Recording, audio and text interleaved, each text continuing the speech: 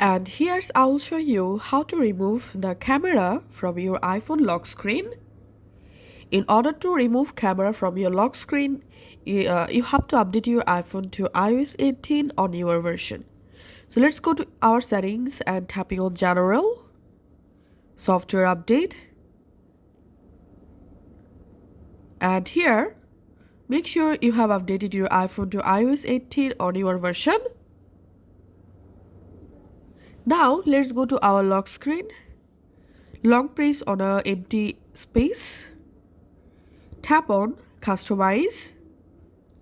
Select Lock Screen. Once you are in your lock screen editor, here just tap on this minus icon to remove the camera. And once the camera removed, you can tap on this plus icon to add another control in your lock screen. Now just tap on Done.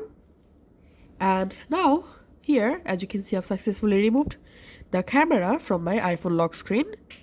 Thanks for watching.